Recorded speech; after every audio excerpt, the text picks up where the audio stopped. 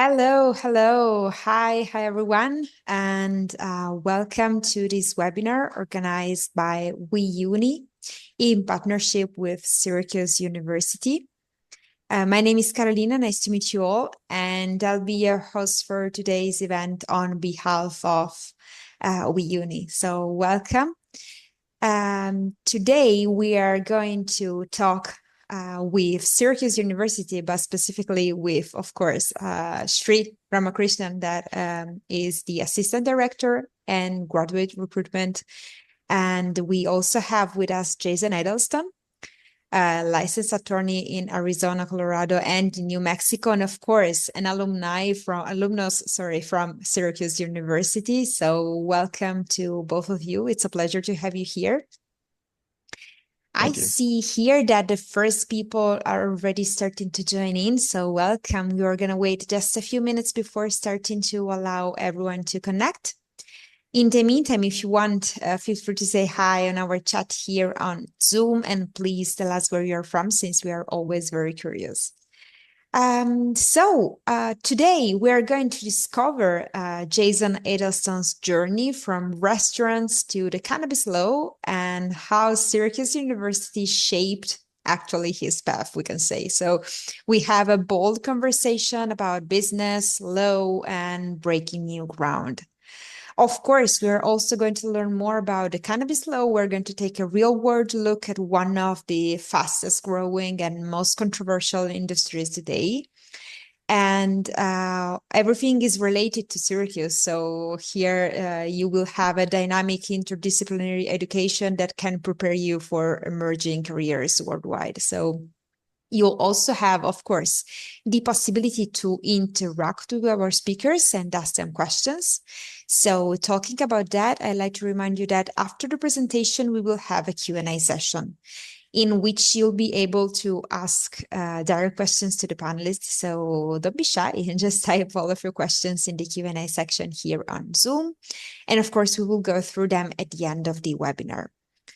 Also, another important information for those of you interested in receiving a certificate of attendance by WeUni for this free masterclass, stay tuned because we will post the link to get the certificate at the end of the session. Okay, I see some other people connecting and join us. Welcome, someone from Portugal, Madeira. Wow, welcome.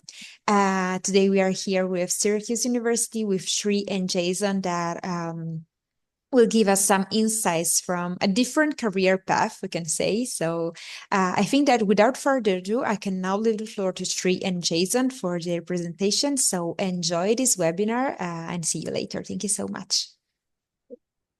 Carolina, thank you so much for having us one more time, Syracuse University. This has been a fantastic collaboration. I'm very appreciative.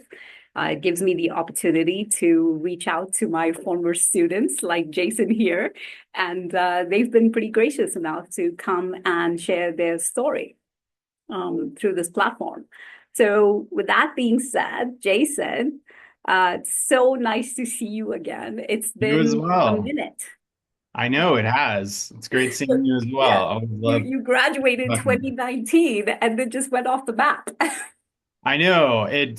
Honestly, it seems like yesterday that I was there. So it has I been. do remember things about what we talked about at our first meeting. So yes, it does seem like yesterday. I know it was even longer. I think that was in 16 that we first met. Yes. So yeah, I know. I mean, what's that, 9 years or so? It's crazy how quickly that goes. But no, thank you for inviting me here. Always great to speak with you. Always love talking with you.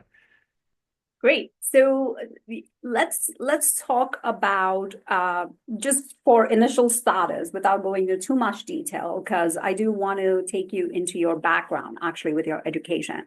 You are a graduate of Syracuse University with 2 degrees because you attended the College of Law. So you have a Juris Doctorate. And then you also did the joint degree program with the Whitman School of Management, and you graduated with the MBA. So you have a JD MBA, right?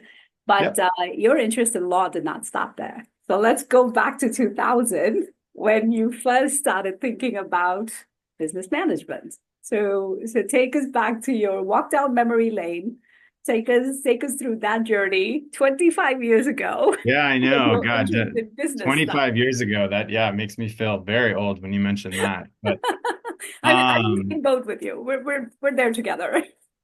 yeah, no, I mean, I business was always kind of in my blood, I guess you could say. I mean, I grew up in a family that was very entrepreneurial. My dad started his own CPA firm when I was like 2 years old. So he had his own business then and then was always looking for kind of a new business venture growing up. So as I grew up, I started, he loved restaurants. He was the CPA for the New Mexico Restaurant Association. So my first job was working in restaurants when I was 15. Um, it just kind of it clicked with me. And then about a year after that, my dad actually bought a restaurant in Albuquerque, New Mexico. And so I grew up with both my dad owning his own CPA firm as well as a restaurant. And that just kind of moved me in that direction. I don't know if it was something it just felt right. I was good at it. And the business aspect was always interesting to me. I always really liked running numbers, seeing what like the sales were, what the data was. And so when I wasn't entirely sure what I wanted to do after high school, if I wanted to stay in restaurants. And so going the business management track just made sense to me. But I mean, as we will discuss, even my undergrad wasn't conventional. I went to University of Kansas first and then took a year off because again, I just wasn't entirely sure what I wanted to do, moved to Arizona, and then ended up getting back into school in Arizona and finishing with a management degree there. And I mean, it just numbers have always made sense to me, except for science. Science is never, I'm not like one of those people who the numbers and science go together. So, but numbers always made sense to me. I always enjoyed classes in economics, finance, things like that. So, it just made sense. And yeah, that's where I went with Arizona and getting that degree. Um, yeah, and then I still didn't entirely know what I wanted to do, but I was still in restaurants, and so I applied that, became a manager in restaurants, and did that for. Hold up that, Okay. because I want to lead up to it because you did Yeah, yeah, something else before you got into restaurants full time. yeah, You absolutely. you went from business management to, drum roll please, insurance sales. Yeah. Coming from an entrepreneurial background, like family background, and having access to already getting a sense of what the restaurant industry is like and what it would be like to run a restaurant, seeing it at close quarters, you just decided, well, yeah, that can be there like a side gig, but let me explore something else. So what sparked you into insurance sales? So when I moved to Arizona, I had a really close family friend. They were like my adopted parents. They were my dad's best friend and his wife, and he ran an insurance company, or he ran a region for an insurance company. Mhm. And I had kind of, I mean, I was very close to them, so it was always kind of in my life, and I mean, he did very well. So when I moved to Oregon, I did kind of the quintessential like move to another state for a girl. It went about as well as you can imagine. But when I did that, I also was like, okay, maybe I want to try something different. Maybe I don't want to be in the restaurant industry. And so there was a branch of this insurance company there. And I figured I might as well try that. I mean, I had done sales before. I sold student handbooks door to door for college credit at Arizona State. And so I knew I could do the sales. And obviously, with the entrepreneurial kind of family background, running your own business and doing that just seemed like a path I might like. And so that kind of led me to doing that in Oregon and a little bit when I moved back to Arizona. But the health insurance industry is not for the faint of heart. I mean, it's a tough industry to be in, both financially, logistically, and I would say it's not the best area to be in if you aren't behind the product because that can affect someone's life. And so I was on the insurance. I only would sell what I would be on. And I found out it wasn't as beneficial as I had been told and I had been selling. And so as soon as I figured that out, I wasn't loving that job either. I mean, 100% commission revenue is not, to me, the way to go. And so that led me back into restaurants because I could always just fall back into that. But Yeah. that actually led me into the kitchen side of the restaurant business, and I did that for several years. So, so was it at the family restaurant, Charleston's restaurant? No, that was so Okay. Charleston's was in Arizona. My dad Okay. owned a restaurant called Assets Grill and Southwest Brewing Company in Albuquerque. He Okay. actually sold that. I don't know. I was probably I was still in college when he sold that. But no, this was at a restaurant, a steakhouse in Arizona called Charleston's Restaurant. It was kind of a upscale family dining steakhouse. And I started it as a prep cook in the kitchen, back of house. And then just with my experience, I very quickly worked my way up and became a manager there. And then the assistant general manager, I was that for about, I think, 4 years. And I ran both. They did it in a different way where you do both front and back of house management. So yeah, I did that there. I ran the bars. My focus there, which again, I mean, with crunching the numbers, I really focused on kind of ensuring a solid profit margin in the bar, which is honestly where most restaurants make their money anyway. But just trying to expand that, looking at the data and figuring out ways to run specials, run programs that just increased our margins to account for the lack of margins that restaurants have in the food side. Okay. Um, and then did that until I decided to leave the restaurant industry completely.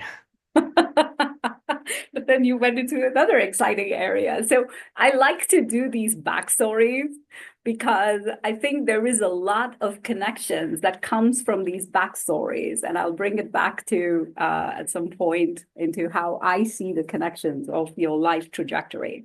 So already at one of the aspects of business education that we always talk about is the strength of networking, right? And Mhm. so you already started with that when you did your insurance sales. You also capitalized on your expertise in the family, right, from your own familial background. And so how you take that forward, irrespective of industry, that's the very exciting piece of this and how it all ties in together to where you are now. Yeah. So you went from being at Charleston's restaurant to the most exciting aspect, which is as a logistics supervisor for beverages, retail, and finance operations with, do you want to complete that sentence? With the United States Antarctic Program. There we Yeah. go. And yeah, I do want to real quickly before I go into that, because that's always, I mean, definitely the thing that people are most interested in my life. Um, absolutely what you're saying about everything from my background that allowed me to network and really communicate with people is, I mean, has been integral in my success and honestly exactly where I am right now, which is where I wanted to be.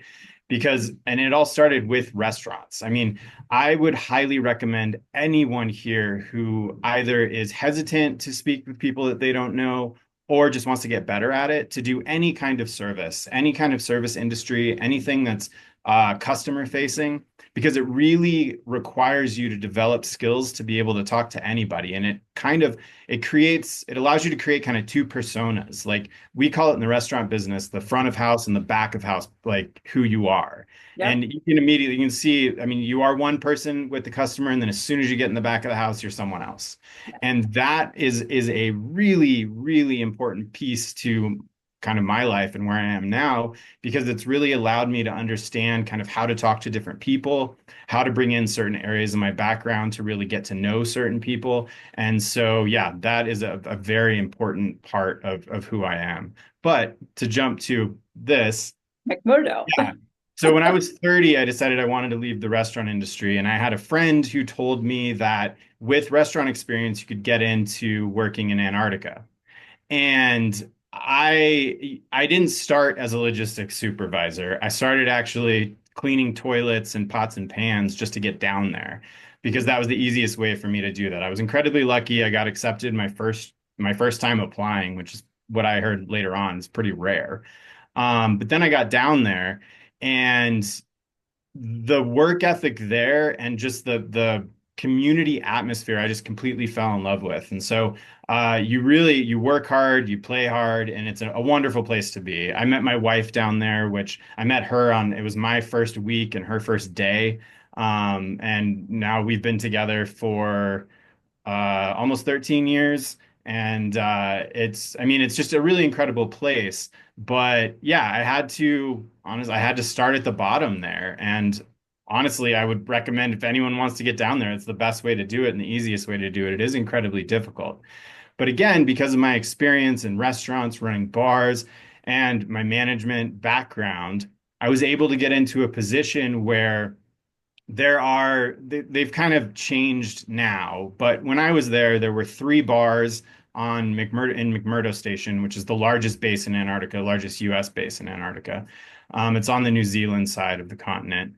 And then there's one kind of bar at South Pole and two stores, one at South Pole and one in McMurdo. But then there's also a lot of field camps. So the scientists and the support staff all have to go out to field camps to do their testing and their science. And so you have to deliver, honestly, the most important thing is alcohol to all of these field camps. And so there is a decent amount of logistics involved with getting it to the US and then from McMurdo Station to those field camps to South Pole. And so I worked in the office that kind of dealt with that.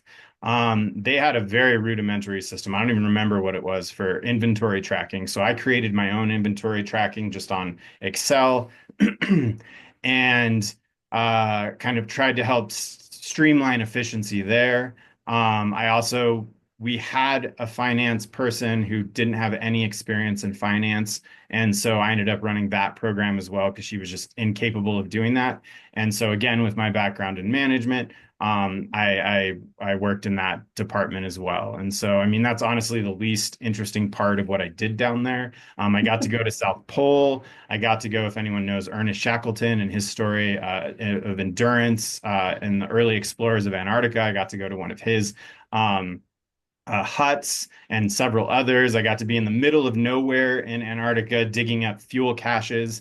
And so, I mean, the experience down there was incredible.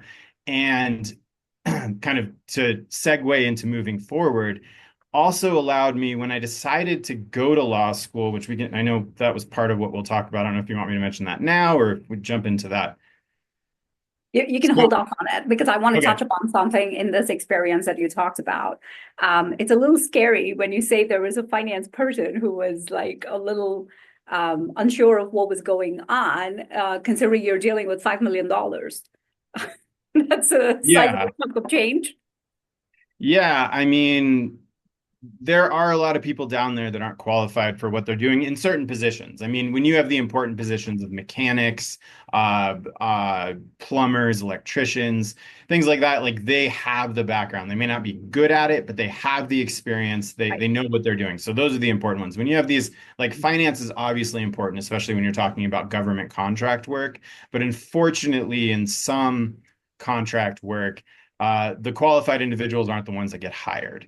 And that was exactly what happened here it was someone who was absolutely not qualified for the position. Thankfully, I was able to take over and really make that position work. But yeah, it was just an unfortunate situation. It made my life a lot more difficult. My hours were awful that year, but I learned a whole lot on the finance side. And it really, when I decided to go to get a JD MBA, it really kind of made me realize I wanted that MBA. I wanted more experience because I was doing everything very rudimentary in Excel. I didn't know properly how to use it. I had never really been taught about financial statements. I just kind of learned them from working. And so it made me realize that I really did want to learn that and get better at it. Okay, great. So a couple of things I want to highlight here. So for those who are listening, as well as, just in the interest of laying out, understanding your doctorate, right? So we may be, as individuals, utilizing a lot of business concepts in our day-to-day dealings, in our day-to-day operations. But because we don't necessarily have a business degree or the title that goes with a particular type of activity, we might sometimes tend to short sell ourselves in abilities or competencies that we already might have some functionality and some expertise in, right? And don't they say necessity is the mother of invention? Yeah. So you had to learn pretty fast in something that you had committed to in this program. But a couple of things from that. One is that not only did the experience give you, at least from the way I'm hearing the story, right? So from my perspective, the experience not only gave you the opportunity to, add something exciting on your resume, but then also bring your prior work experience into a new area, into a new industry. But I think there is an aspect of it which usually doesn't get talked about on resumes, which is the quality of resilience. And living in such an environment where you would have to primarily not only draw on what you have to do for work, but if you are in a challenging work environment also, you have to draw on some inner strength and discover your own resilience. That's one. The other part of it is, I think, the fact that, as you spoke earlier, that you were able to see certain inconsistencies and inefficiencies, if you will, in how certain operations were being run. And so you drew upon your prior undergrad knowledge in business to see how you could make that better. And I think identifying that and being able to resolve that inefficiency still plays a huge role in your job today as a lawyer. I think there is a lot that it would come into. Yes? Yeah.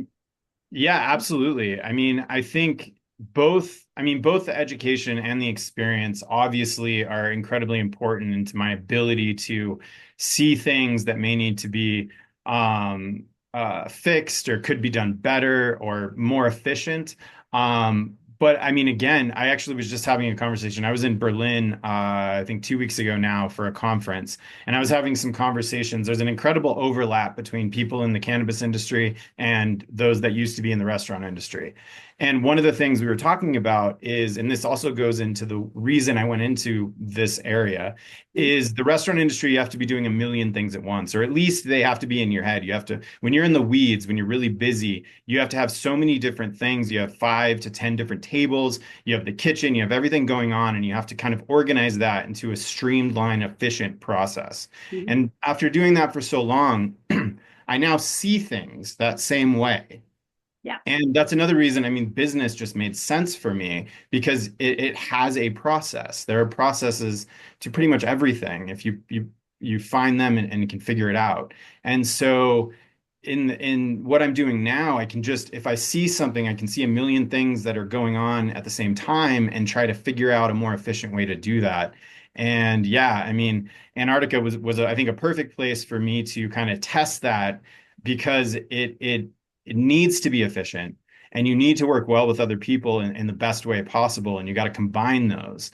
And there are a lot of inefficiencies in government work just in general. And so it kind of allowed me, I mean, a lot of people don't know this. They kind of assume it, but I mean, everyone remembers I went to Antarctica. So that's probably the best reason now. I mean, I mention it to everybody because I'm always like, especially when I'm meeting someone who meets 100 people that day or 1,000 people that day, they'll never forget the guy they met from Antarctica. But that's kind of all they know. They maybe seen a movie or they know a few things. But I also highlight when I talk to them, I mean, I always point out that I scrub toilets, always. Because even though that may not seem applicable or I guess in like I may not be applying for a position where someone would be like, yeah, I would never touch toilets or whatever. What that shows is that I'm willing to do, start at the bottom and do anything. Like I'm willing to do the grunt work to get to where I wanted to be. And that's my story, is not just that I went to Antarctica, it's that I started cleaning toilets and ended up running logistics in Antarctica. And so with anything you have in your history, even I mean, it's very rare that anyone has Antarctica, but everyone can create a story of their own Mm-hmm. that you can use that story to get in someone's mind and then show them why that story is important and how Exactly. that makes you valuable in the position that you're applying for. Exactly. And you may think that you don't have that, but just, I mean, really take a critical look and honestly, like highlight there are ways to highlight your past that aren't like lying or too much exaggerating, but yeah, you want to like fluff it up. It's what your resume is. Your resume is fluffing up what you have done and what you can do. And so while I mean, school was incredible and I learned a lot. And honestly, my undergrad, I didn't pay attention at all. I didn't do that well. When I was at Syracuse, I was 100% into it. I paid attention in everything. I just dove in head first. I will And take full credit for that. Thank you yeah, no, I for mean, the I gotta mentoring that say, I you were one provided. of the first people I spoke to, so you should take some credit for that at least, because I was choosing between several schools, and it was people like you who really made Syracuse, made it. I mean, the decision seemed right the moment I made it, and the moment after speaking with you and some other people at the law school. But with that experience, I mean, you want to highlight what you can do, and you may not be confident enough to know, yes, I for sure can do this. Mhm. But one of the best things I learned from the family friend who sold insurance was fake it till you make it. And if as long as you are confident in yourself and you know you have the skills, you learn the skills, or you can learn the skills quickly, Mhm. then those are just things you need to highlight. You need to find that thing in your past that really ties that and makes you memorable to the person that you're trying to, I guess, impress, and then execute. And that's, I mean, it's daunting, and it, especially in law, I mean, law in general, just as a practice, is all about faking it till you make it, because it's the reason why they call it practicing law. You're never the expert that doesn't need to learn anything else. There's always something new to learn. So it's just this constant battle of like, can I do this? And it's like, yeah, I just need to learn how to do it. So that was kind of That's a few nice. different principles all at once, but Yeah, so that is actually, you've touched upon a lot of different things, not just the aspects that are specific to business education, because you dealt with supply chain, you dealt with, finance operations, and a lot of like general management of the whole team over there and all of that stuff. But you also touched upon this nice segue into your interest in the legal industry, right? Like to go into becoming a lawyer. And at Syracuse, of course, you have to first get admitted to law school before you can start the program with us. So you did 1 year with Syracuse Law before you got to Whitman. So let's talk about a little bit about your journey with Syracuse Law. At some point, I think, and you had mentioned this to us in to me in a separate conversation when we were chatting and catching up, that the goal was always do business, but then somehow also add law, but it was not a direct trajectory. And I think that is usually missed when people think about doing a JD or a JD MBA. That they think they should have always had a direction to go towards law. So let's talk about your trajectory. It is just so unconventional in so many different ways. I mean, I should have made this a 2 hour webinar, but yeah, I mean, it definitely was unconventional. And honestly, law, I mean, I knew I wanted to get into business, like you said. And I wanted to get into the cannabis business specifically. But I wasn't entirely sure. Like, I was trying to decide if I wanted to get an MBA or a degree in finance or something like that. So then I went to the library and I just started researching jobs, um, what education honestly pays the most when you get out, like just kind of everything you can do to try to figure out what you wanted to do. Because at that time I was, I think, 34, and so I knew that when I went back to school, like that would be most likely it. Like I wasn't going to go back again. yeah. And as I started looking at different areas I was interested in, I realized rather quickly that law is unique in that it can allow you to work in every industry, because every single industry needs lawyers. And so I had, for like a tenth of a second, thought about going to medical school or becoming a nurse, but I can't handle blood. And that was immediately like, no, I can't do this. But then I was like, but if I want to be in the medical field, I can be an attorney in the medical field. If I want to work in restaurants, but not directly in restaurants, I can be a legal attorney in the hospitality industry. And so once I realized that, I started reading some books on law, and I realized I really like this. I took the LSAT and I really enjoyed that process. And I was like, okay, this is what I want to do. And then, like I said, there were several colleges I applied to for law school that I wanted to go to. And I had a friend that went to Syracuse in undergrad, and he was like, just apply there, man. He was like, Syracuse itself may not seem appealing, but the school is amazing. And when you're there, the town is just awesome. And so I was like, okay, I'll apply. And then as Syracuse became more of a reality, the JD MBA program that they offered just fit. And that just made sense to me. And so that's when we met, was talking to you just Basically, about the process and everything like that. I mean, I didn't exactly know that you had to go to law school first and then apply, and it's a year later. So then after meeting with you was great. And that's another thing. I recommend anyone who's interested to speak to Shri and anyone at the law school and other professors, students, anything, just to get some kind of understanding of what you're about to get into. And then then I got in, and I visited, and I loved it. My friend was exactly right. I mean, the school is amazing, the people were amazing, and the town was awesome. Um, and so, yeah, I made the decision to move there. The first year of law school is just awful. It is incredibly difficult. It's incredibly competitive. I mean, Syracuse isn't as competitive as a lot of others in the sense that, I mean, law school is just competitive in general because you're ranked. And they do cut, like the bottom 10% do get cut after the first year. So there is that threat. And so it's incredibly stressful. It's a weird process, especially coming from business school. It's an entirely different academic kind of testing atmosphere, because everything, like, there's no real multiple choice usually. And you're an attorney, so you can argue everything. So you have to, I mean, you have to really immerse yourself in the material. Um, and so that first year is just all about, it makes sense that you don't do any business school that first year. And so that first year was just all about figuring out how to be a law student, because it completely retrains your mind and how you think. My wife honestly hates it now. But um, but yeah, and so that first year was just focusing on law school, doing all the basics. And then towards the end of the first year, that's when you start looking into business school. That's when you start figuring out if that's the trajectory you want to go. It adds a bit more time to being in school.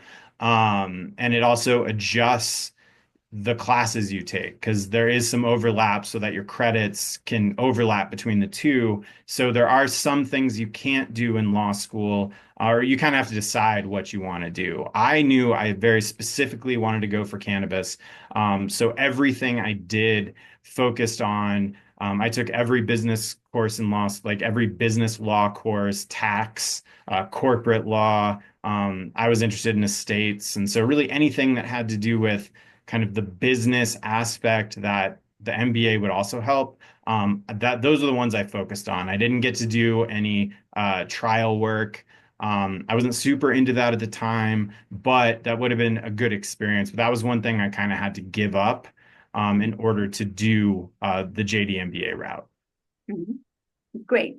So I know we've mentioned cannabis a few times, but what are you outside of, I mean, I guess I could say you'll forever be my student, but you're no longer my student. What are you in terms I of mean, your title, in terms of your responsibilities, in terms of the work you do?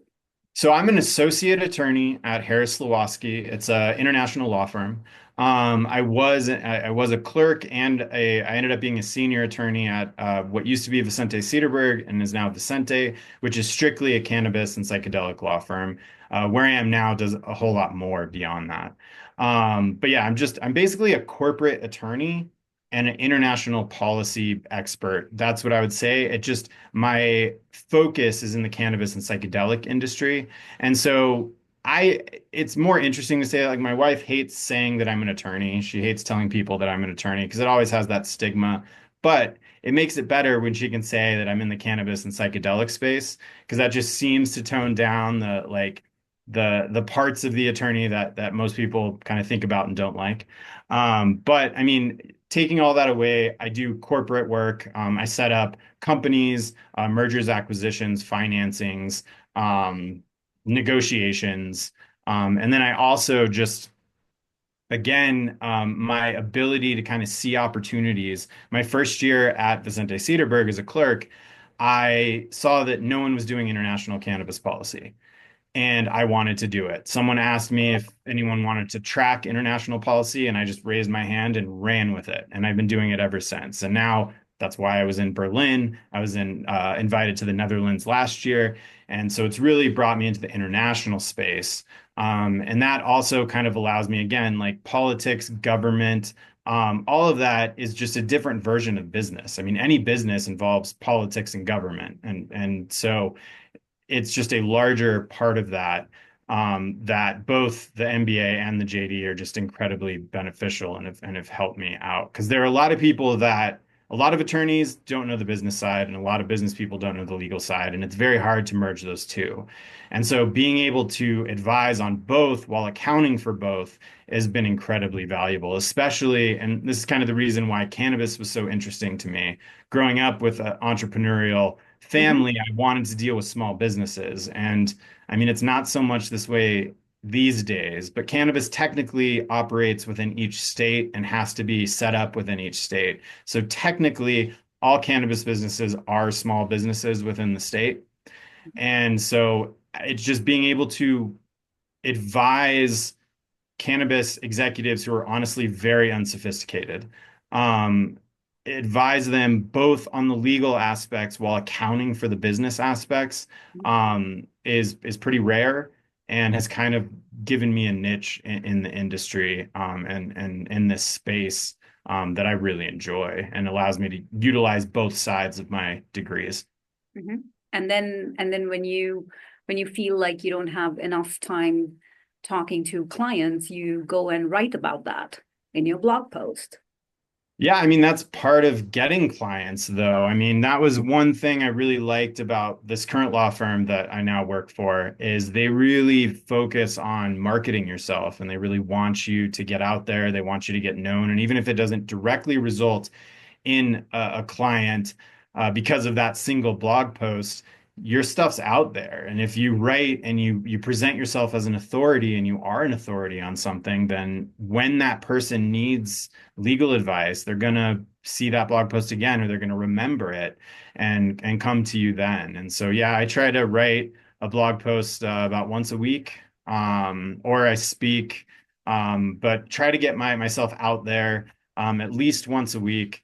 Engage on LinkedIn. I've been doing that a lot more lately. I hadn't done much of that, but just engage with people on LinkedIn because it's just all about networking. It's not necessarily about selling something at that moment. It's about developing relationships and providing other people with an understanding of who you are and what you can do.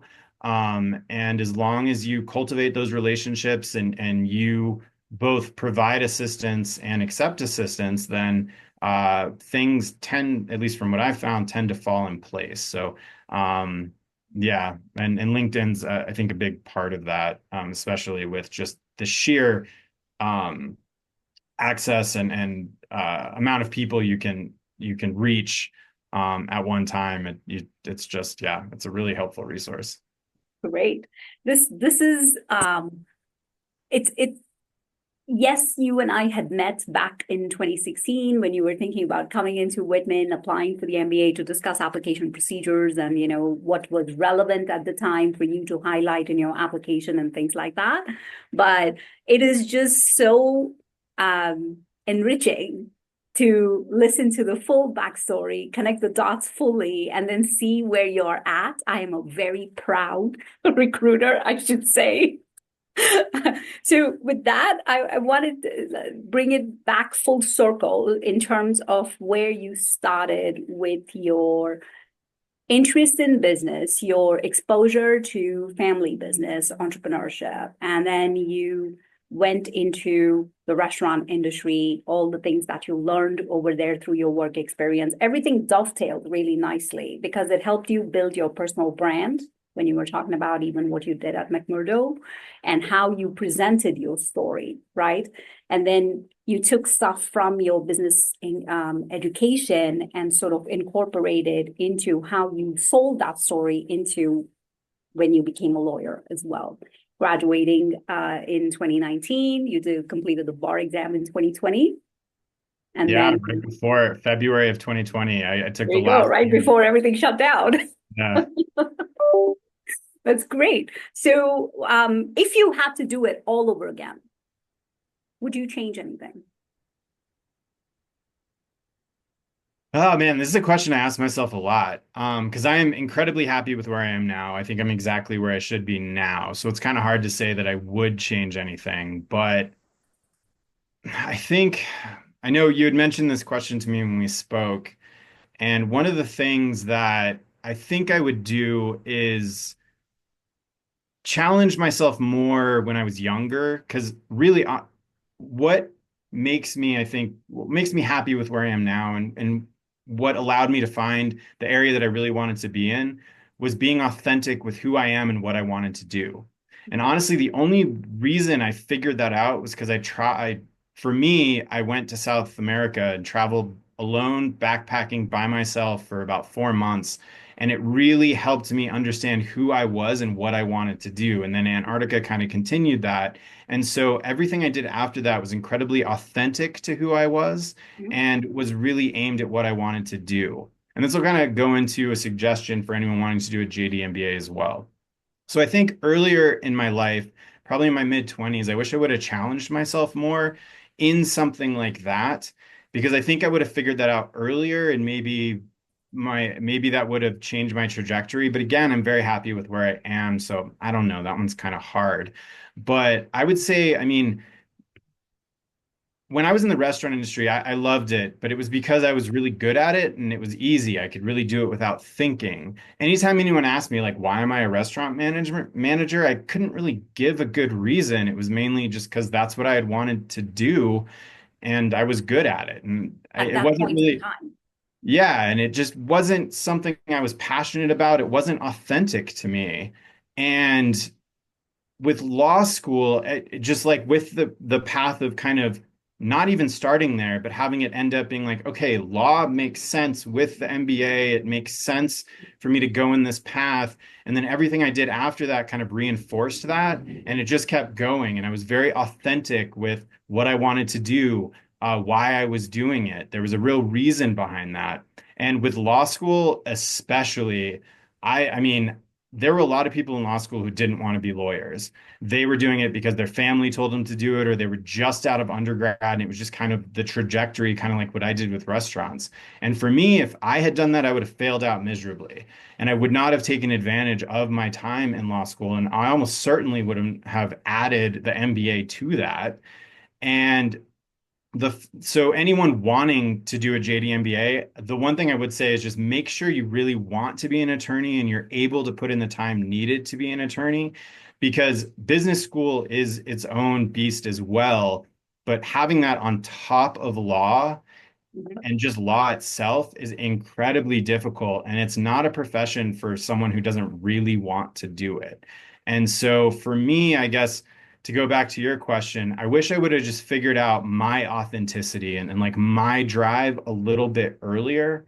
But I mean, I found it. And that's kind of allowed me to be where I am today and very happy with where I am today. That's excellent because if you had changed it and found it a little sooner, there could have been a little bit of, friction with my timeline. It had to align. And my wife's timeline. There we go. So, yeah. So that's great. I think we want to open it up to questions. I saw a few questions here. So, Yes, oh wow, yes. there are a lot of questions here. Okay, Carolina, it's all yours. Exactly.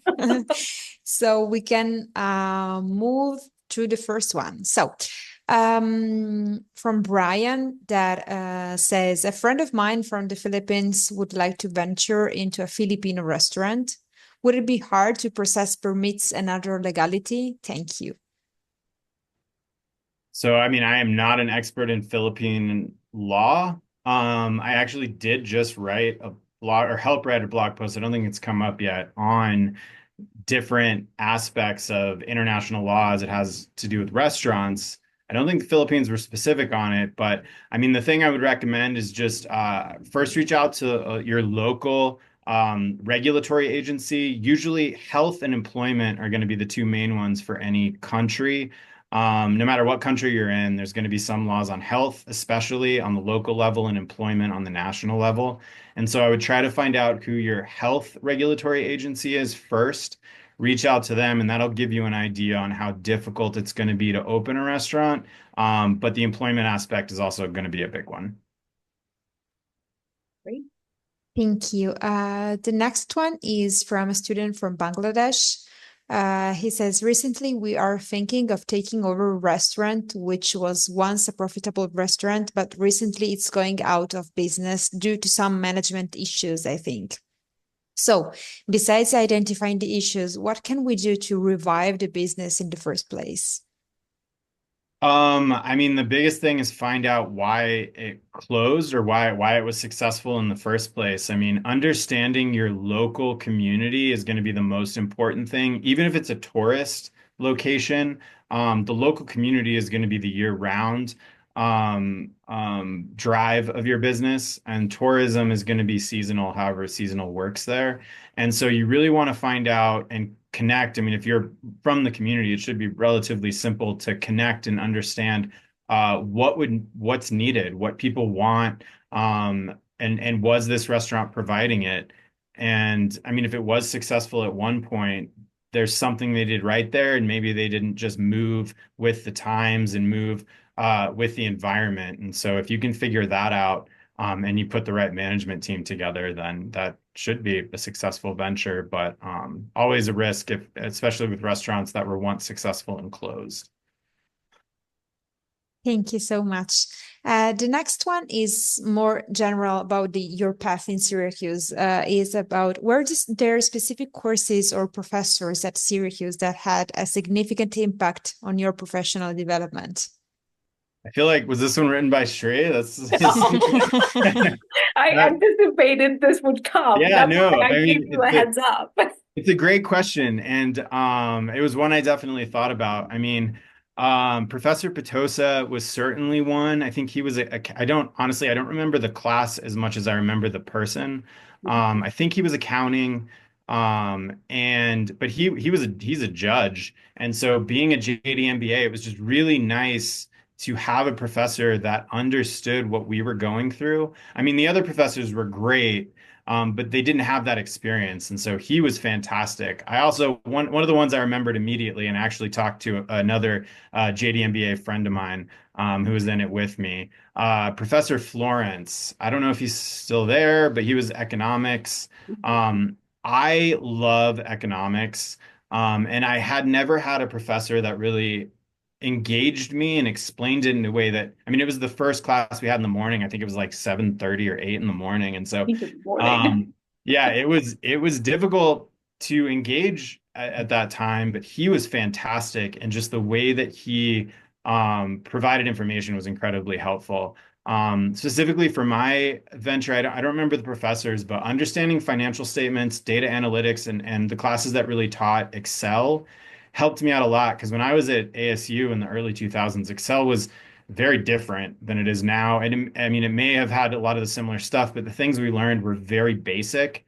And so getting brought into modern times with Excel, especially for as I was using it, has saved me so much time and has just really, really helped in what I do now. And so, I mean, yeah, I would say those two professors really stood out in particular. But those classes that really taught kind of the things that you do day to day. I mean, all the other ones are important, but financial statements, I mean, I had been doing them, but like I said, in Antarctica, I was kind of just learning as I go, but actually learning what they are, how the process is, what needs to be in them, what should be out of them, different ways you can do it. That was incredibly helpful. Thank you. And can you discuss the challenges you faced when entering the cannabis legal sector and how you overcame them? I think it's raise that question to say how you continue to overcome them, because the law keeps changing, Yes, right? I think I so. mean, yeah, so I don't particularly face difficulties. The industry itself faces difficulties. I mean, the cannabis industry, globally, but especially in the US, is a baby step forward and then like three giant leaps backwards. Like that's always what seems to happen. Even when you have states that move forward with legalization, the regulatory burdens that are put on operators make it nearly impossible for them to succeed. I mean, a lot of people think cannabis is like a way to make money, but almost everyone in the industry is actually losing money. There are very few people that make money in this industry. Me personally entering it, I actually didn't really have difficulties getting into the industry because of my past experience and honestly the gray hair. A lot of people think I've been an attorney for longer than I have been because I have the gray hair, and most people don't go to law school later in life. So when I would get on the phone with people, even as a clerk, I would just immediately have this authority that I shouldn't have had. But again, fake it till you make it. And that kind of allowed me to get into rooms that I otherwise wouldn't have. My ability to get into the industry, based on like what she brought up about me being an insurance salesman, having all this background in management, being in front of house, and just understanding that networking is key. When I So my first year as a clerk, I worked at the Onondaga County Courthouse, and that was because I wanted to work on writing. There was a specific goal in that. I didn't want to get right into cannabis. I hadn't written in years, and so I wanted to write briefs and work on my writing. But then after that, I immediately contacted, before I went into law school, I'd applied to become a manager of a cannabis business, and I didn't get the job, thankfully.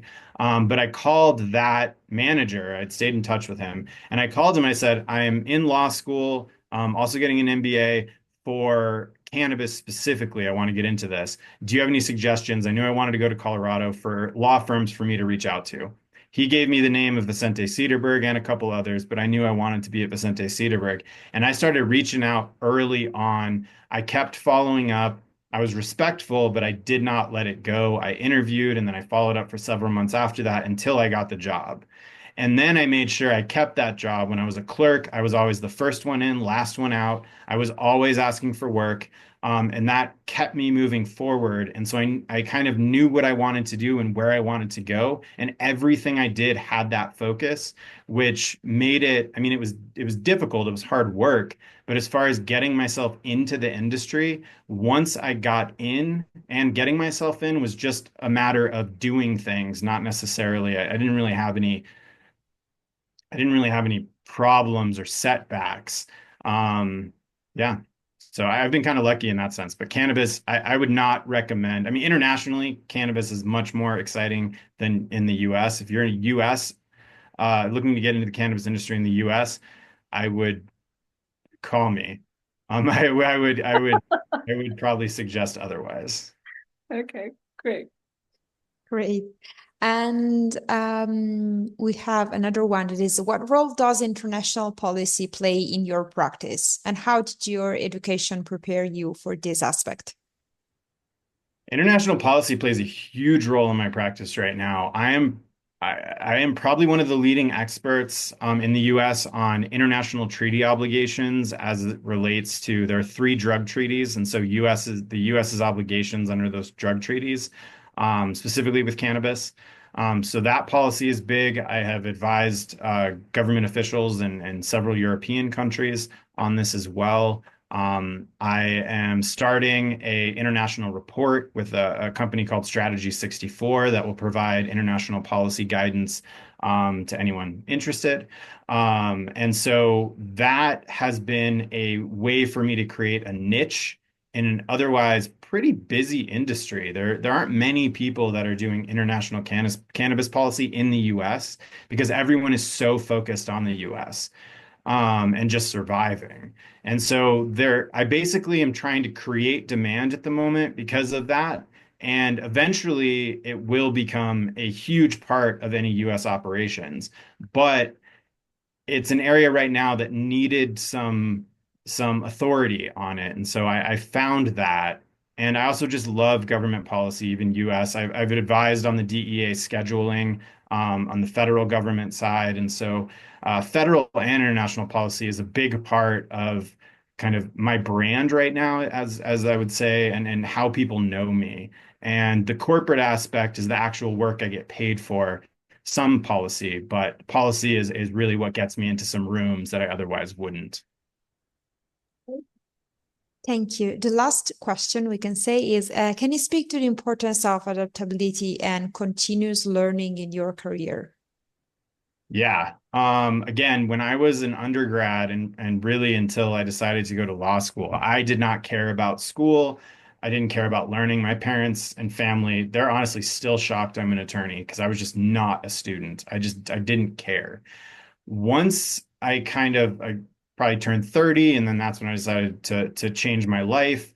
I really started to realize the importance of continuously learning. And as I went to school, went to law school, business school, just that reinforced how much I wanted to learn and the need to keep learning. I mean, law is a field, again, like I said earlier, it's the practice of law. So you're always practicing it and you're always learning. I mean, I have to take educational courses. I have to take 15 credits a year of educational courses just to keep up with the changing law. I mean, in cannabis, it's not only changing every year, but each state changes every year.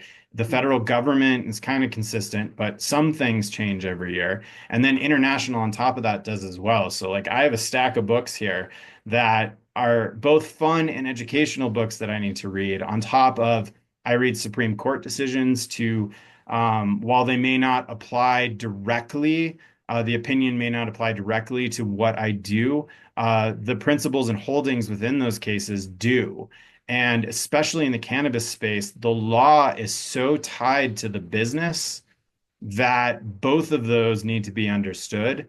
And going back to the benefit of the JD MBA, being able to understand how a law and application is going to affect the operations of the business is critical because, like I said, almost all cannabis businesses are losing money. So the key is to lose the least amount of money and then try to get them profitable. And understanding the law and regulations and how that's going to affect the bottom line, cost of goods sold. I mean, there's a tax law, 280E, that prohibits cannabis companies from taking costs of goods sold from their taxes. So some cannabis companies are paying 80, 90%, and it's just impossible to be profitable that way. And so understanding possible ways to work within the law to lower that margin, or I guess increase that margin, is just incredibly beneficial. And the only way to do that is to really pay attention, keep learning, keep reading, and staying on top of what's going on. Because otherwise, in this industry, you'll never succeed if you can't do that. Great. Thank you so much. I think that the best way to end this webinar is the last sentence that we have here. Not a question, but a big thank you to Jason for the great conversation and for Shri hosting. I am a colleague of Shri's at Syracuse Woodman and so valued all of the topics today. Go Orange. So you know that this webinar, the invitation went out to my current team, colleagues at Whitman. It also went to the College of Law students invited to attend if they were able to, and then the recording will be shared on LinkedIn as well. And Jason, what I want to know is how many questions you get from your current employment about this webinar. And how much your colleagues roast you on any of the comments that you shared today. But it was such a pleasure to revisit not only the candidate that I had met, and where you were at that time. And I think that's the important piece for me, why I do these type of sessions. It's not just to talk about how did your education get impacted and where you've taken it in your professional journey, but also it's a way for me to see when you came into the school, how you were as a candidate, and then how you've actually evolved from there into where you are and following that trajectory. It's just brilliant. I love it. So, well, thank you. And thank you so much for kind of advising me through this. I mean, it like I said, it's you and a couple others who really made Syracuse and Whitman and the law school feel right and feel at home. And I mean, it has been such a pleasure. Thank you so much for inviting me to speak. And yeah, I just really appreciate everything that you do. Pleasure. And yeah, when are you coming to say thank you in person? I don't know. My wife and I talk about it a lot. She was with me when I was in Syracuse, and we made some friends, and we keep talking about coming out there. So we need to be. Usually, I have family in Massachusetts, so when we come east, I'm usually in Massachusetts. But we are trying to work on a time to specifically make our way to Syracuse because it Okay, so definitely now is. it has been announced in public, which means it needs to happen. We're going to Yeah. hold you to it. It's a policy. Put it in practice. But thank you so much for taking the time and for doing this session. And it was such a it's been on my mind to do this for a while, but finally stars aligned. And I think it's important through this journey to understand you don't always have to know where you're going with the particular type of degree that you want to pursue. But I think everything in your experience just stacks on, right? Nothing is ever lost and nothing is ever not useful. It assists you in some way to grow and evolve. And I think your story brings it to a really full demonstration of that. And interestingly, most of the questions came about your experience with the restaurant industry. I know that was surprising, Which is but great. yeah, I mean, big part of my life and also a big part of the world. So, Yeah. but yeah, I So, know. I guess my closing statement would be that wasn't intentional. My story wasn't necessarily intentional, but again, being authentic created that kind of connection. And so, for anyone out there, just be authentic in what you want to do, and I think that alignment will come. yep. Great. Thank you so much. Thank you. And then Carolina, as always, thanks for having us. It's such a pleasure. Thank Uh, you for your fantastic talk. And for your presence, as usual, you're always very interesting and useful. I would like to remind to all the students connected that we will send a recording of these webinars. So if you have missed something or if you want to watch it, you will receive the recording on YouTube and also some contact details from Syracuse University. So if you have any other questions, you can write and ask, of course. And I've just shared in the chat the link to get the certificate for this session. So thank you so much for your presence. And thanks to Shri and Jason for being with us today. And of Thank course, we you. hope to see you again for the next webinar organized by WeUni, maybe with Syracuse. So thank you so much. all right. Have a good day, Thank you. everybody. Have a lovely Take day. care. Bye-bye.